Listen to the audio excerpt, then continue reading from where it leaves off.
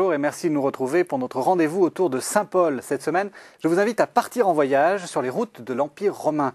Non pas pour visiter les endroits que Paul a traversés, nous avons déjà consacré une émission à cela, mais pour savoir comment Paul voyageait, quelles étaient les routes de l'Empire romain qu'il empruntait, comment progressait-on par terre, comment naviguait-on. Pour répondre à ces questions très concrètes, je vous propose de retrouver Chantal Régnier. Bonjour. Bonjour. Vous êtes professeur d'exégèse biblique au Centre Sèvres à Paris et vous venez d'écrire un livre, Saint Paul sur les routes du monde romain, infrastructure, logistique, itinéraire. Donc on est en plein dans le sujet. Alors la première question que j'ai envie de vous poser, c'est, on parle de routes dans l'Empire romain, il y en avait tant que ça. Enfin, c'était important, les routes maritimes et les routes terrestres. Voilà, il faut bien préciser. Ah oui, c'est pas les autoroutes. Non, bien sûr. Non, mais c'est dans les deux sens. C'était à la fois par terre et par mer. Il est clair qu'au moment où Saint Paul voyage, donc au premier siècle de notre ère, l'Empire étant un empire pacifié, la population étant en augmentation, Rome devenant de plus en plus importante, les échanges, parce que c'est de là qu'il faut partir, sont extrêmement importants au point que les routes, le réseau routier va s'intensifier et les échanges maritimes également. Donc il y a toute une politique de l'Empire pour à la fois maintenir la cohésion de l'Empire et assurer la survie des populations qui vont justement faire en sorte que ces routes vont être à la fois mises en place et entretenues et puis très fréquentées. Oui, et puis il y a la question qui est l'obsession de Rome, c'est l'annone, c'est le fait que la ville puisse être approvisionnée. Enfin, on sent que dans toute l'histoire romaine, ils ont eu toujours peur de manquer de blé, ces gens-là. Bien sûr, puisqu'ils n'ont pas d'arrière-pays qui leur permettent d'assurer leur nourriture. Au temps de Saint Paul, il y a 1 million d'habitants, il faut les nourrir. Et donc, et la nourriture, les produits de première nécessité, le vin, l'huile, et puis les matières premières viennent de tout le bassin méditerranéen. Ouais. Tout est centré autour de Rome? Ou comment ça fonctionne? Les routes, elles sont organisées comment? Alors, bien sûr, il y a les routes que nous connaissons bien en Italie. Donc, il y a plus d'une vingtaine de routes qui partent de Rome et qui progressivement seront de plus en plus reliées avec l'Orient. Donc il y a toute une ramification du réseau routier qui se fait à la fois en Asie mineure, en Orient, en Judée, etc. Alors, sur des routes anciennes, c'est pas que les Romains à cette époque-là ont construit toutes ces routes. Oui. Les Celtes, par exemple, avaient beaucoup construit de routes. Il y a des constructions. Mais au cours du 1er siècle, après Auguste, les chantiers deviennent de plus en plus importants et un peu partout dans l'Empire et donnent lieu à des installations de colonies, par exemple comme Philippe ou Paul ira. Enfin, donc après, on va bien comprendre pourquoi Paul va se trouver sur ces routes-là et pourquoi ils fondent des communautés chrétiennes à tel ou tel endroit. Oui, c'est un réseau, c'est un maillage. Oui. Et alors, vous avez parlé des routes maritimes. Ça fonctionne comment? On navigue comment?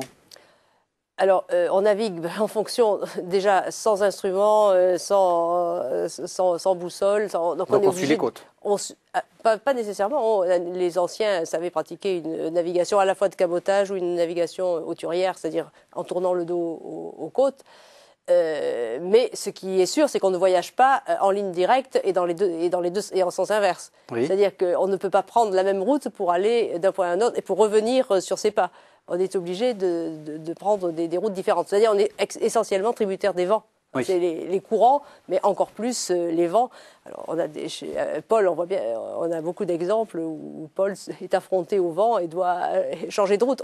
Il n'y a pas de route prédéterminée. Donc, et puis alors, il y a une expression qu'on dit tout le temps, et c'est ma dernière question, on dit la mer est de temps en temps fermée. Ça veut dire quoi? Justement, elle est tributaire des saisons. Lorsque l'anticyclone de Sibérie se heurte aux dépressions de l'Atlantique, il est impossible, on ne peut plus naviguer. Enfin, il n'est plus prudent. C'est pas que c'est interdit, c'est pas que la mer est fermée à clé, mais il est interdit il n'est pas recommandé de se risquer en mer parce que les tempêtes en Méditerranée sont redoutables. Oui. Donc il y a toute une période d'octobre pratiquement à mai où la navigation est peu recommandée. Mais il y a toujours même dans l'Antiquité, il y avait quand même toujours des pirates ou des commerçants qui s'y risquaient. Oui, et même Paul. Et même Paul, oui, qui s'y risquera. Et qui va se retrouver naufragé. Merci beaucoup, Chantal Régnier.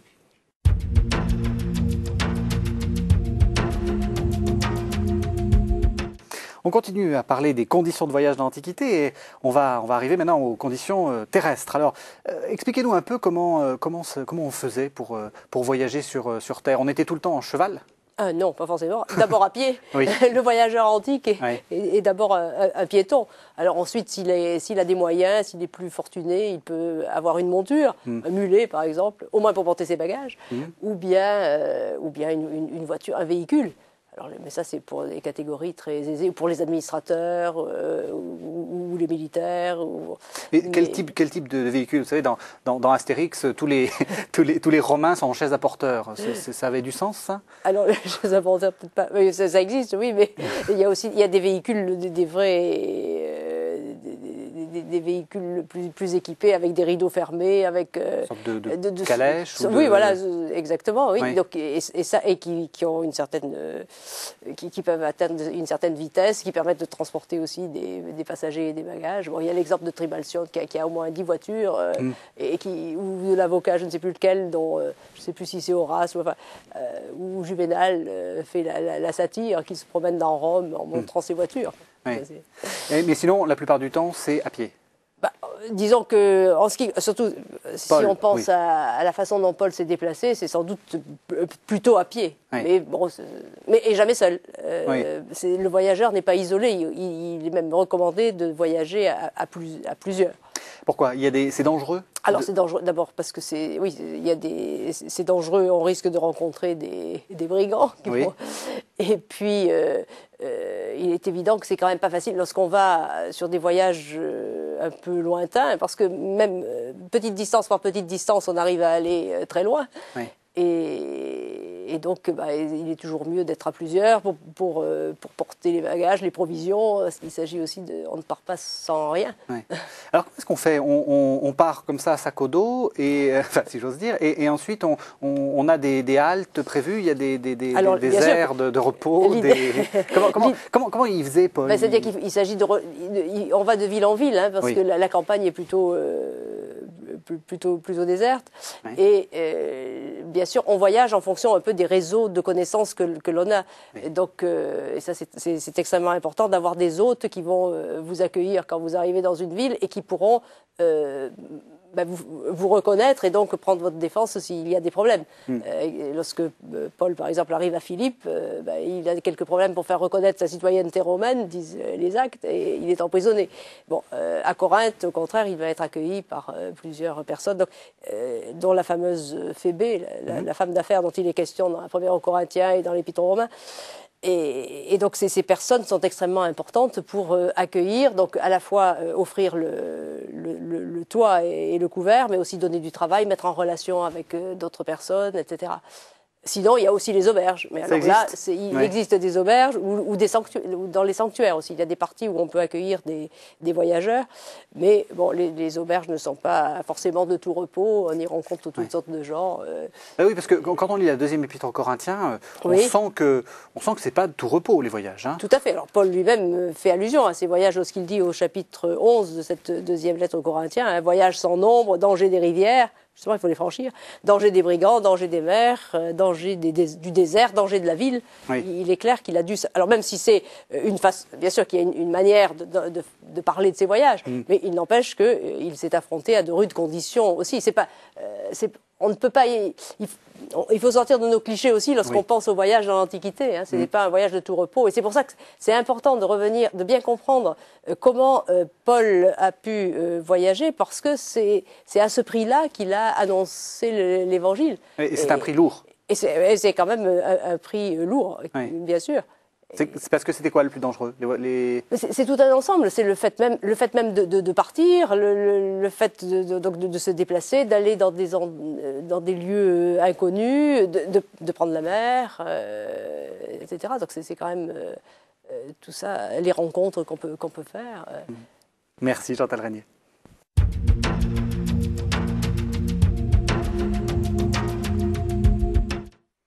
Chantal Régnier, on continue à parler des conditions de voyage de Paul. On a parlé de la terre, et maintenant on va parler de la mer. Alors, Dites-nous un peu comment on voyageait très rapidement dans l'Antiquité par mer, parce que vous avez écrit aussi un livre là-dessus, donc vous êtes incollable.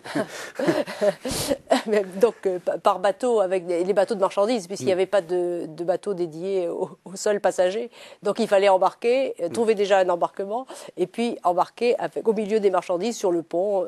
Il n'y avait que des cargos, en fait, enfin, ce qu'on appelle nous, des cargos. Oui, voilà, des bateaux ronds à fond plat, mais assez importants, de 200 à 300 tonnes, enfin des bateaux vraiment conséquents, mais qui étaient toujours bondés parce que tout le monde voyageait au milieu à la fois des bagages et de la marchandise elle-même. Oui. Alors comment vous faisiez pour y accéder? Parce que j'imagine qu'il n'y avait pas des compagnies maritimes du coup. Non, il fallait se trouver au port et puis chercher, attendre que le responsable du bateau accepte de vous prendre. Et alors pourquoi est-ce que Paul utilise les bateaux plutôt que la mer, plutôt que la terre, pardon? Parce que c'est le moyen le plus rapide pour se rendre d'un point à un autre. Malgré tous les risques que ça représente, et Dieu sait si ça représente quelque chose, et surtout pour un ancien, c'est le moyen qui est le plus rapide. Seulement, il ne va, si on regarde bien les voyages de Paul et les itinéraires, il ne va prendre le bateau que dans un certain sens, parce qu'à cause des vents. C'est ce que vous disiez, c'est-à-dire qu'on peut pas aller. On peut pas. Alors on peut, mais ça va prendre plus de temps si on doit aller à contre-courant ou à remonter le vent. Donc il faudra attendre dans les ports. Il y aura des délais, etc. On ne décide pas de partir à telle heure, tel jour. Non, il faut attendre, qu'il y ait un bateau, deux, que le bateau aille dans la direction où vous souhaitez aller, et que le temps soit, et surtout que la météo soit favorable. Et ce que vous dites est important parce qu'on a l'impression que Paul s'y connaît vraiment. Enfin, vous dites, il prend le plus, c'est-à-dire qu'il a une idée, enfin, il fait un plan de route. C'est en fonction de ses besoins. Il est clair que quand on voit les lettres de Paul, et si on le confronte aux données des actes, même si les actes ne sont pas à prendre au même degré que les lettres de Paul, il est évident que Paul est un homme qui a fréquenté la mer et qui a su utiliser les infrastructures portuaires. Parce que, donc, à la fois, il choisit les villes où il veut aller. Alors, il s'y rend parfois. Si le bateau ne va pas assez vite, il va passer par la voie terrestre. Dans d'autres cas, il utilisera la mer, mais il choisit des villes portuaires. C'est pas pour rien. Il y a quand même Antioche, donc le point de départ. Il y a l'avant-port qui est Séleucie. Éphèse est une ville importante sur le plan portuaire. Corinthe, n'en parlons pas. Et puis Rome est desservie aussi par Pouzole et Ostie. Donc, si vous voulez, il choisit c'est volontaire. Il choisit les lieux où il y a de la vie, enfin, et où il y a du mouvement.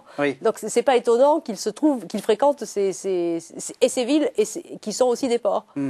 Et alors, les conditions de vie à bord, vous avez dit, il y a des poulets, il y a il y a tout ce qu'on veut. Oui. Et on visait même des petits cochons, d'après pétrole. En fait, vraiment tout ce qu'on veut. On devait s'ennuyer ferme parce que. Alors, je ne crois pas, non, parce qu'on pouvait. Alors, on participait aux décisions de la navigation dans certaines circonstances. On participait aux manœuvres aussi, dans certains cas. Il ne faut pas oublier qu'il y a des femmes aussi à bord. Elles ne sont pas exclues. Les Lydie, Phébé, qui sont des femmes d'affaires dont nous parle Paul, sont des femmes qui ont nécessairement navigué, puisqu'on les trouve dans différents ports. On pêche également. L'archéologie navale est à cet égard extrêmement riche. Nous renseigne sur ce qui se passait, et la littérature antique aussi. Si vous lisez Cicéron ou Ovide, vous voyez bien qu'ils écrivaient à bord aussi. Bien, donc, on peut imaginer aussi que Paul écrive à bord.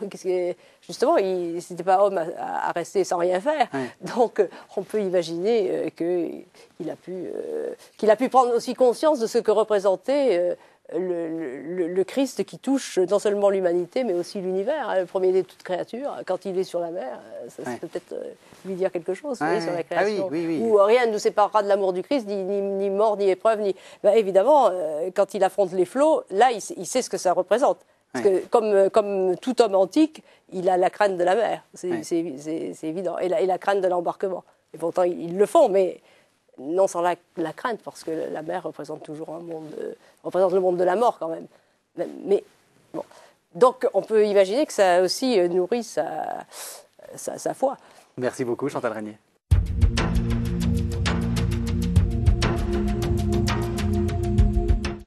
Alors Chantal Régnier, on continue à parler des conditions de voyage et on continue à parler de la mer, puisqu'il y a quand même un passage très important dans les Actes des Apôtres, qui est ce passage du naufrage. Alors, selon vous, c'est ce récit de naufrage qui prend énormément de place dans ces Actes des Apôtres. Il est réel ou c'est juste de l'invention de l'auteur des Actes? Alors c'est ce qu'on reproche souvent à l'auteur des Actes. Bon, c'est d'abord, il n'y a pas que le récit de naufrage, c'est le récit du dernier voyage. Donc oui. C'est un récit très très ample, les chapitres 27 et 28 du livre des Actes. Mais c'est un récit qui est d'une extrême précision historique. Et l'archéologie est venue confirmer les données qu'il y a extrêmement précises concernant les manœuvres, la route, etc. On ne voit pas pourquoi Luc, ou l'auteur des Actes, aurait inventé ce récit. Il ne va pas transformer Paul en Ulysse ou en... s'il n'y a pas une réalité du voyage de Paul à Rome. Alors après que, dans le détail, bien sûr, il y a un récit, donc il raconte à sa manière ce voyage, mais il y a nécessairement un fondement de réalité. On va voir pourquoi. Mais toutes ces histoires, on ceinture le bateau, on jette les agrès, on faisait comme ça? Alors, non seulement on faisait comme ça, mais avec le récit des Actes, on a le texte le plus détaillé sur les manœuvres dans l'Antiquité, au 1er siècle. Donc c'est un récit témoignage en plus pour l'histoire de la navigation dans l'Antiquité. Donc, à cause précisément de la précision et de l'ordre dans lequel sont effectuées les manœuvres. Parce que les bateaux étaient en bois, donc quand il y avait dans une tempête, les bordées risquaient de se déliter, donc il fallait les ceinturer. Ensuite, on commençait par prendre la chaloupe à bord, parce que là aussi elle était nécessaire en cas on remontait les gouvernails, etc. Enfin, l'extrême précision qui est donnée correspond exactement à ce que l'archéologie navale et les textes antiques nous disent. Alors moi, une question que je me suis souvent posée, c'est, vous nous l'avez dit, la mer est fermée à une certaine époque, et on sent que là, il y a quelqu'un qui a pris une décision dangereuse, qui va s'avérer dangereuse, qui est cette volonté d'aller contre les éléments. Pourquoi est-ce qu'on fait ça? Pourquoi est-ce que Paul veut si vite aller à Rome? Alors, bon, le récit donne l'impression que c'est Paul qui pousse, parce qu'il a demandé justement à aller à Rome.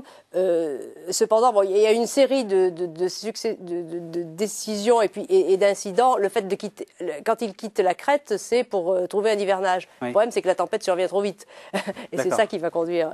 Alors, par ailleurs, cela correspond au désir de Paul d'aller à Rome, puisque il écrit dans sa lettre aux Romains, donc peu de temps sans doute avant d'être arrêté à Jérusalem, il exprime ce désir d'aller à Rome. Rome représente la capitale de l'Empire. Et donc c'est vraiment un pôle d'attraction pour Paul que d'aller toujours vers... On remarque que dans ses voyages, il est toujours allé vers l'ouest, et y compris donc vers ce désir d'aller à Rome, parce que c'est non pas pour la gloire que représente Rome, mais parce que c'est là que tout se joue, et c'est un peu le cœur vivant du monde, c'est-à-dire c'est de là que tout part et que tout revient. Donc on comprend qu'il est c'est ce que vous disiez, c'est qu'il choisit des villes portuaires ou des villes... parce qu'il y a du monde. Voilà, parce qu'il y a du monde et que ce sont des lieux de décision en plus, c'est des lieux peuplés, oui, mais aussi des lieux qui ont une importance culturelle. Ce sont les mégapoles, on peut le dire, de l'époque. Et Paul, en fondant la communauté chrétienne, il ne la sépare pas du monde. Il la fonde précisément dans ces villes à cause aussi des facilités d'échange qu'elles offrent. Et sans la séparer du tissu humain et urbain dans lequel elles vivent. Et pourquoi il avait une aussi grande connaissance de tout ça? Enfin, c'est étonnant, on a l'impression qu'il a une connaissance de la mer, d'ailleurs on le voit dans le récit des Actes, etc. Mais c'est sa formation. Je pense que sa formation à Tarse et puis ensuite à Jérusalem est une formation complète. Il a une conception géographique à la romaine, mais ça c'est ce qu'il a appris, c'est sa culture. C'est ça qui est tout à fait extraordinaire. Et on voit bien qu'il y a vraiment un choix dans ses déplacements. Il ne va pas du côté de l'Orient, il ne va pas en Égypte. Pourquoi? Ça c'est un petit peu plus mystérieux peut-être, mais on voit bien qu'il va il est attiré par le poids du monde qui est Rome, qui représente Rome. Merci beaucoup Chantal Régnier.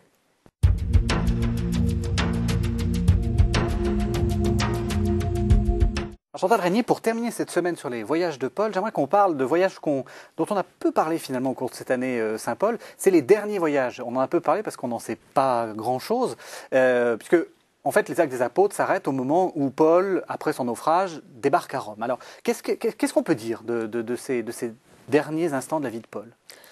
Alors, on peut se poser la question de savoir s'il est allé en Espagne ou non, oui. puisque dans la lettre aux Romains, donc là c'est Paul qui le dit lui-même, il exprime ce désir de se rendre en Espagne. Donc, après tout, étant donné que le livre des Actes s'arrête sur le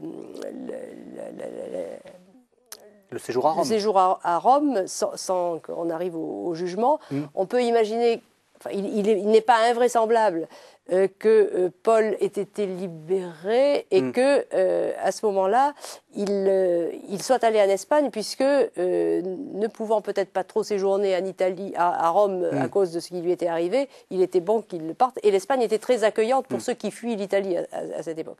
Mais pourquoi l'Espagne? Parce que l'Espagne... Alors l'Espagne, ça représente... D'abord, c'est Paul qui en a le désir, hein, oui. Parce que sans doute que dans l'esprit d'un oriental, Paul est né à Tarse, oui.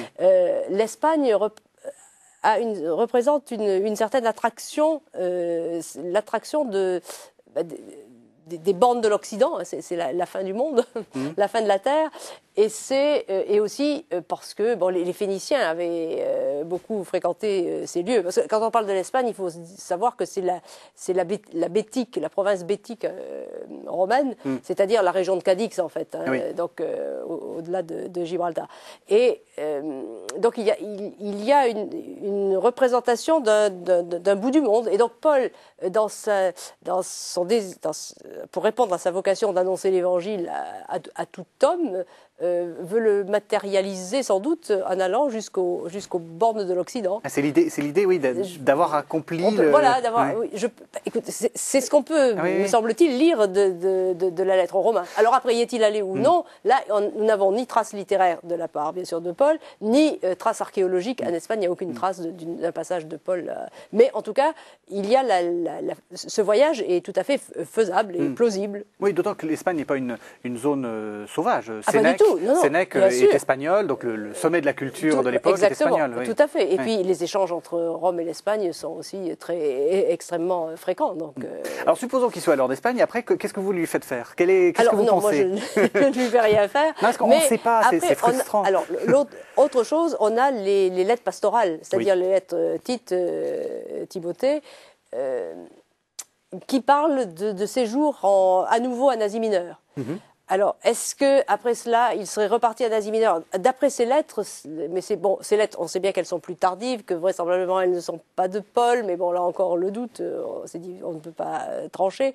Mais il y a quand même quelques vraisemblances. Pourquoi de telles lettres vont-elles encore décrire des voyages en Asie mineure s'il n'y a pas un fond de vraisemblance? Point d'interrogation. Hein.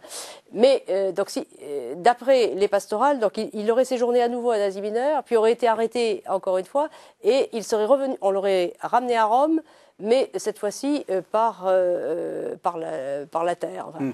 Et à ce moment-là, on arrête de faire nos phrases, ça va bien une fois. Et il aurait subi, et donc il aurait été après arrêté, et alors cette fois-ci, il aurait subi le martyre. Voilà. Mais bon, là aussi, ça c'est un petit peu difficile. Là aussi, le martyre, pour vous, c'est historiquement fiable ou pas? Avec que Paul soit mort à Rome, ça, d'après les attestations à la fois de Clément de Rome, les attestations archéologiques, là oui, ça on peut dire. Mais après, la date précise, c'est très difficile. Les raisons précises également, est-ce que c'est dans le cadre des persécutions de Néron? C'est très difficile. Mais bon, c'est autour de ces années-là, sans aucun doute. Et sur la Via Ostiensis également. Merci beaucoup Chantal Régnier. Alors je vais en profiter, parce qu'il me reste quelques secondes, pour présenter vos nombreux livres. Donc on a déjà parlé il y a quelques années déjà de Paul de Tarse en Méditerranée dans la collection Lectio Divina, c'est là où vous parlez surtout du naufrage. Je rappelle le livre Saint-Paul sur les routes du monde romain qui est paru au Cerf en 2009. C'est avec ça qu'on a préparé l'émission. Sinon vous avez écrit un livre d'images, enfin vous avez écrit des commentaires d'images qui s'appellent de photos, oui. Paul de Tarse, navigateur de l'Espérance, Parole et silence en 2006. Et je recommande aussi tout particulièrement la lecture d'un très bon livre qui s'appelle Pour lire Saint Paul. C'est une manière de rentrer dans les épîtres de Paul. Pour lire Saint Paul au Cerf. Merci beaucoup Chantal Régnier. Merci de nous avoir suivis.